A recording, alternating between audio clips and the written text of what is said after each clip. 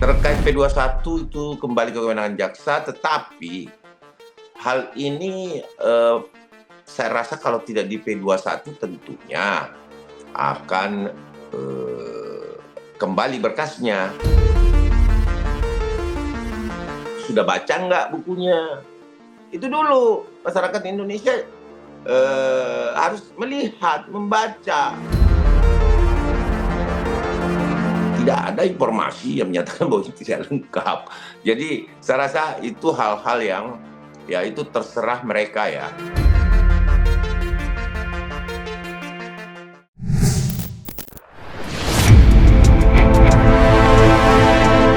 Pernyataan Kabid Humas Polda Metro Jaya, Kombes Pol Budi Hermanto, yang secara tegas menolak permohonan Roy Suryo yang meminta kasusnya dihentikan, menuai reaksi beragam dari sejumlah kalangan. Terlebih dalam pernyataannya, berkas perkara Roy Suryo akan segera dinaikkan dari P19 menjadi P21 dalam waktu dekat. Sontak pernyataan Humas Polda Metro Jaya tersebut menuai reaksi keras terutama dari kubu Roy Suryo. Dari situlah kasus Roy Suryo akan segera P21 mendapat tanggapan luas hingga menuai pro dan kontra di tengah masyarakat. Menanggapi polemik tersebut yang membelah masyarakat, apa tanggapan tim hukum Jokowi, Ade Darmawan, yang selama ini kerap berdiri di garis depan menghadapi serangan dan narasi jahat yang dilakukan para pembenci Jokowi? Apa yang terjadi saat ini adalah sesuatu yang memang bukan dilambatkan atau ada hal-hal lain, tetapi saya berprinsip bahwa saat ini jaksa penuntut umum atau JPU atau saat ini belum menjadi JPU karena belum P21 ya, masih jaksa peneliti. Jaksa peneliti masih mempelajari berkas perkara karena sudah dikirim baru-baru yang lalu oleh Polda Metro Jaya dan sudah dikonfirmasi melalui konferensi pers.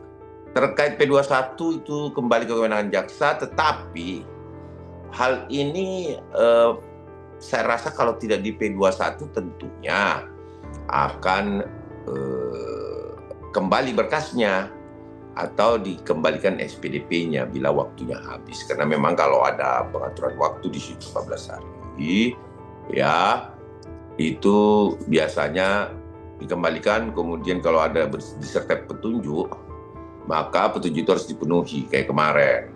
Nah itu sudah dikembalikan lagi oleh polisi. Nah waktu penyidikan itu tidak berbatas.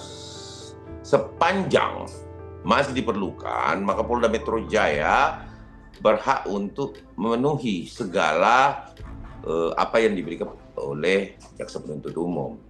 Nampaknya apakah sudah mendapatkan informasi dari Humas Polda Metro Jaya? P21 itu dari Polda atau dari mana? Ya, karena kata Humas berdua kalau ada P21 nanti langsung segera dikasih tahu. Nah, Kalau pasti dia berdoa. ya silakan. Oh, kalau pemberitahuan ya nggak ada, ya kan? P21 itu nanti urusan kejaksaan. Ini aja tinggi DKI. Sementara itu, upaya Roy Suryo yang terus menggalang dukungan dan simpati publik dengan tudingan adanya pelanggaran hukum atas kasus yang menjerat, mendapat tanggapan dari Ade Darmawan. Bagi tim hukum Jokowi tersebut, sikap Roy Suryo yang meminta kasusnya dihentikan suatu keanehan dalam pandangan hukum. Sebab baginya, penghentian kasus yang masih bergulir hanya mungkin dihentikan jika memenuhi unsur sebagaimana aturan yang berlaku dalam undang-undang.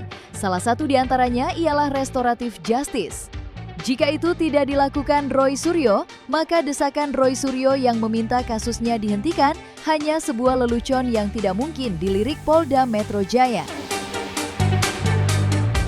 Saya rasa itu hal-hal yang ya itu terserah mereka ya, para tersangka ini, karena tentunya mencari celah dengan cara-cara di luar dari instrumen hukum itu untuk menghentikan perkara itu hal yang tidak mungkin.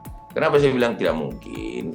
Karena sudah diatur tuh oleh KUHP bagaimana penghentian penyidikan itu di pasal 109 ya, terus kemudian di pasal 74 hingga 85. Jadi ada tata caranya, tidak hanya semerta-merta kemudian karena ini dianggap P19, kemudian kemarin dialog saya dengan Mas Roy mengatakan bahwa ada P20. P20 itu ya pengembalian SPDP. Tapi bukan berarti ketika dikembalikan, misalkanlah katakanlah dikembalikan, itu menjadi berhenti. Tidak. Bagaimana sih kira-kira perasaan saya, pendapat saya, apakah ini P21 atau tidak? Kalau saya jelas bilang, kalau apa yang dilaporkan dengan peristiwa yang terjadi, perkara ini nggak bakal bisa P21. Harusnya. Tapi kita mengenal dalam hukum ada namanya dase, dasolen. Dase itu apa yang terjadi. Dasolen apa yang seharusnya terjadi. Nah, kan kita nggak pernah bisa menduga, ya. Tapi kalau dasolennya harusnya tidak akan pernah P21. Kenapa? Pertama, prosedurnya, hukum formilnya sudah dilanggar. Kita ini nggak bisa hanya berpegang teguh pada kebenaran material. Oke, tapi formalitas juga harus dibenarkan. Karena ini prosedurnya bukan perkara pembunuhan, bukan perkara yang gimana ya. Tapi ini adalah perkara yang menjadi ada delik aduan dan ada juga pidana-pidana yang seharusnya memperhatikan formalitas. Karena di sini banyak yang namanya penyelundupan hukum, termasuk penyelundupan pasal. Yang kedua, kalau apakah dengan segera menjadi P21? Harusnya enggak. Jadi banyak sekali yang amburadul sebenarnya. Memang pada kebiasaan sebelum-sebelumnya banyak perkara-perkara yang amburadul pun maju ke pengadilan. Tapi saya yakin kali ini penyidik akan bertindak profesional, tidak lagi sembarangan, dan kita harapkan jaksa, penyidik, dan pihak kejaksaan, termasuk sampai dengan Kejaksaan Agung, akan secara profesional, objektif, ya, tidak memihak, ya, akan melihat dan mengkaji apakah memang layak atau tidak. P21 akhir-akhir ini menjadi istilah hukum yang ramai menjadi perbincangan di tengah masyarakat, terutama dalam kasus dugaan fitnah dan pencemaran yang menjerat Roy Suryo sebagai tersangka. Dan seperti yang sudah diketahui, polemik berkas perkara Roy Suryo menjadi isu hangat di tengah publik lantaran adanya perang narasi. Mengingat tidak sedikit yang berspekulasi mengenai kelanjutan kasus hukum Roy Suryo yang jalan di tempat. Di tengah polemik tersebut, Ade Darmawan sebagai praktisi hukum menjelaskan dengan jernih apa putusan kejaksaan mengenai berkas perkara Roy Suryo tidak akan mengubah status tersangkanya. Lebih dari itu, tidak akan membuat kasusnya dihentikan. Itu diungkap Ade Darmawan menjawab narasi yang dibangun kelompok Roy Suryo yang beranggapan jika berkas perkara dikembalikan, maka kasusnya tidak layak diteruskan alias penuh kejanggalan. Bagi Ade Darmawan, pandangan itu menunjukkan sempitnya pandangan hukum kubu Roy Suryo, sebab bagaimanapun juga kewenangan penghentian kasus ada di Polda Metro Jaya. Tetapi tidak ada informasi yang menyatakan bahwa itu tidak lengkap. Jadi saya rasa itu hal-hal yang ya itu terserah mereka ya, para tersangka ini, karena tentunya mencari celah dengan cara-cara di luar dari instrumen hukum itu untuk menghentikan perkara itu hal yang tidak mungkin. Kenapa saya bilang tidak mungkin? Karena sudah diatur tuh oleh KUHP bagaimana penghentian penyidikan itu di pasal 109 ya, terus kemudian di pasal 74 hingga 85. Jadi ada tata caranya. Tidak hanya semerta-merta kemudian karena ini dianggap P19, kemudian kemarin dialog saya dengan Mas Roy mengatakan bahwa ada P20. P20 itu ya pengembalian SPDP. Tapi bukan berarti ketika dikembalikan, misalkanlah katakanlah dikembalikan, itu menjadi berhenti. Tidak. Jadi saya rasa itu hal-hal yang ya itu terserah mereka ya, para tersangka ini, karena tentunya mencari celah dengan cara-cara di luar dari instrumen hukum itu untuk menghentikan perkara itu hal yang tidak mungkin. Kenapa saya bilang tidak mungkin? Karena sudah diatur tuh oleh KUHP bagaimana pengertian penyidikan itu di pasal 109 ya, terus kemudian di pasal 74 hingga 85. Jadi ada tata caranya, tidak hanya semerta-merta kemudian karena ini dianggap P19, kemudian kemarin dialog saya dengan Mas Roy mengatakan bahwa ada P20. P20 itu ya pengembalian SPDP. Tapi bukan berarti ketika dikembalikan, misalkanlah katakanlah dikembalikan, itu menjadi berhenti. Tidak. Belum diputuskannya berkas perkara Roy Suryo yang masih jalan di tempat menimbulkan spekulasi di tengah masyarakat. Ada sebagian kalangan yang menduga adanya tokoh besar yang mempengaruhi kasus Roy Suryo tak kunjung P21. Dugaan tersebut bukanlah sesuatu yang baru, mengingat sebelumnya santer dikabarkan jika ada tokoh elit di balik kasus Roy Suryo, terutama dalam mengampanyekan ijazah palsu Jokowi. Menanggapi isu di tengah masyarakat yang terus menggelinding bagai bola salju yang terus membesar, apa tanggapan Ade Darmawan mengenai polemik tersebut? Siapapun di belakang Roy Suryo, kalaupun itu ada, tidak akan bisa memainkan satu instrumen hukum dan melanggar hukum. Tidak bisa. Kenapa saya bilang begitu? Sesuatu hal yang terjadi peristiwa pidana, terus kemudian bermain-main di ranah hukum, ini adalah pelanggaran hukum. Nggak bisa dong. Gini, ya siapapun yang bermain-main dengan peristiwa ini, itu konyol. Dan itu sangat berbahaya. Kenapa saya bilang begitu? Ini adalah tindak pidana. Tindak pidana yang memiliki bukti dan statusnya sudah tersangka gitu loh. Nah, kalau ada penegak hukum atau orang besar atau apa yang mendukung hal-hal seperti ini, ya kejaksaan berarti tidak akan mungkin mewakili kita sebagai korban gitu loh. Gini, bubarin aja kejaksaannya kan. Karena nggak perlu ada jaksa yang mewakili masyarakat Indonesia sebagai korban di dalam peradilan pidana. Karena gini, fungsi jaksa adalah mewakili kepentingan dari korban. Nah, saat ini ada korbannya nggak? Kan itu persoalannya. Ada kok. Apalagi korbannya Bapak Insinyur Joko Widodo. Artinya begini, ini nyata. Ini bukan peristiwa yang tidak ada atau dibuat-buat. Kenapa saya bilang begitu? Resiko besar bagi institusi, baik kejaksaan maupun kepolisian negara Republik Indonesia. Kenapa? Karena ada korban di sini. Jangan bermain-main terhadap hal-hal yang terjadi pada korban. Ini tidak boleh. Kita harus bisa menegakkan hukum itu sesuai dengan koridor yang ada. Habis buku Jokowi Endgame, terbitlah buku Ijazah Jokowi Tidak Ada. Kali ini buku itu ditulis oleh pengamat kebijakan publik Bonatua Silalahi. Pada buku Ijazah Jokowi Tidak Ada, sebagai peneliti, Bonatua mengaku telah mendatangi berbagai tempat dan telah memeriksa dokumen-dokumen Jokowi, termasuk berbagai gugatan yang diajukannya ke Komisi Informasi Publik. Dan yang mengejutkan dari penemuannya itu, berkas salinan ijazah Jokowi dianggap janggal. Dari tesisnya itulah Bonatua disebut-sebut akan segera melaunching buku barunya Ijazah Jokowi Tidak Ada. Meski tidak mempersoalkan terbitnya buku yang terus menyerang presiden dengan isu ijazahnya yang diragukan keasliannya, Ade Darmawan juga mengingatkan adanya konsekuensi logis jika buku Ijazah Jokowi Tidak Ada ditulis atas hasrat ingin memfitnah, yakni laporan ke polisi. Tetapi sudah baca nggak bukunya?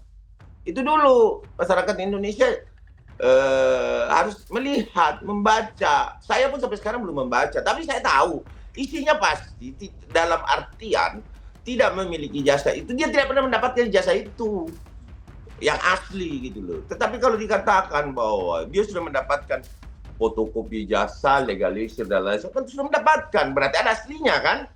Kan itu. Dan yang Pak Bonatua kan tidak melihat langsung ijazah itu. Pertanyaannya, salahkah seorang Bonatua membuat buku yang menyatakan bahwa ijazah Bapak Insinyur Joko Widodo tidak ada? Dan di dalam bukunya katakanlah misalkan dia mengatakan bahwa ijazah itu tidak pernah dilihatnya. Ya wajar. Kenapa? Karena yang melihat pada saat gelar perkara khusus itu Hanya para tersangka, pengacaranya, ya itu yang melihat, gitu loh. Ya, jadi saya rasa kalau berbicara untuk aslinya ya, kalau berbicara fotokopinya kan sudah bisa di-upload melalui akun yang membuat buku itu, si siapa tuh? Bonatua. Bonatua tuh.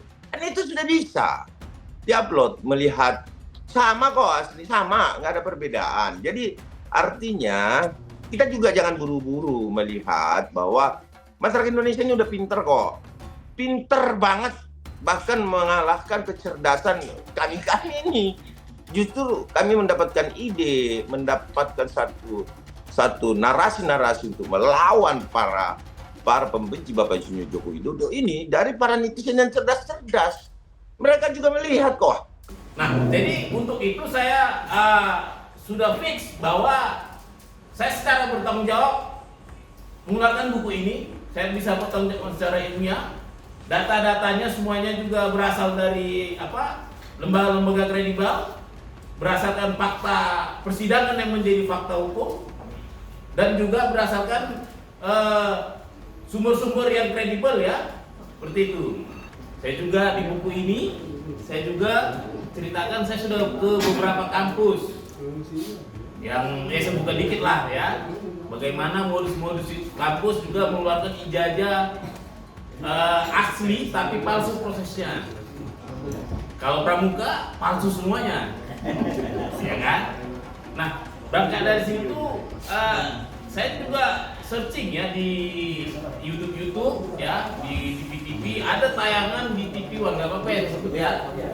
Tanggal bulan tahun 2017 itu diputar ulang tanggal 1 Januari 2019, yaitu sebuah acara talk show ya yang dihadiri oleh Menteri Pendidikan saat itu M. Natsir, juga ada ketua bekas komisioner KPU Igusti Putuarta, dan juga ada pelaku dari pasar pramuka, cuman sebut saja katanya namanya Tony. Nah, di acara talk show itu diceritakan modus-modus pramuka membuat ijazah palsu 100%. Dan saya pikir-pikir, saya pelajari beberapa modus-modus mereka. Ada yang saya menarik dijadikan hipotesis saya, yaitu ternyata tak perlu ijazah asli pun bisa dipakai untuk melamar kepala daerah, bisa dipakai untuk melamar calon legislatif, bisa bahkan mungkin presiden dalam hati saya waktu itu. Akhirnya saya putuskan, hipotesis saya adalah saya harus membuktikan bahwa ijazah ini ada atau tidak ada dengan mengikuti alur pikir komisioner KPU saat itu. Dan akhirnya ya saya teliti ya dengan mengikuti pola-polanya, dengan melakukan pendekatan kebijakan publik ya, karena memang saya S3-nya berbasis kebijakan publik. Saya ikuti undang-undang kepemiluan, undang-undang kearsipan. Saya teliti, saya tanya semua dari KPUD Kota Surakarta, Lembaga Kearsipan Kota Surakarta, KPUD DKI, Lembaga Kearsipan DKI, KPU Pusat, ANRI, dan Setnek. Dan tujuh-tujuhnya sepakat mengatakan tidak pernah melakukan yang namanya klarifikasi terhadap hubungan antara fotokopi ijazah terlegalisir yang dikasih ke saya, yang dimiliki mereka, terhadap sumber aslinya. Saya mau tidak sebut ijazah asli, tapi sumber aslinya. Saya simpulkan bahwa di buku saya ini bahwa ijazah Jokowi tidak ada, dalam artian saya mencari ke 7 lembaga tadi, di antara tahun 2005 sampai 2025, saya tidak menemukan adanya badan publik yang bisa memastikan ke saya melalui sebuah verifikasi, berita acara verifikasi, klarifikasi bahwa sudah dinyatakan fotokopi terlegalisir yang dipunyai oleh KPU itu sama dengan aslinya, meskipun di stempelnya disebut sama dengan aslinya. Yang pada akhirnya juga kita ketahui bahwa di stempel itu juga ada ganjilannya bahwa tidak ada tanggal.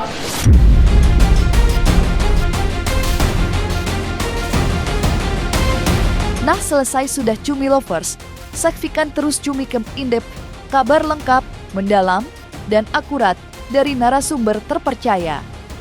Dan jangan lupa untuk like, subscribe, dan juga share channel YouTube Cumi Cumi.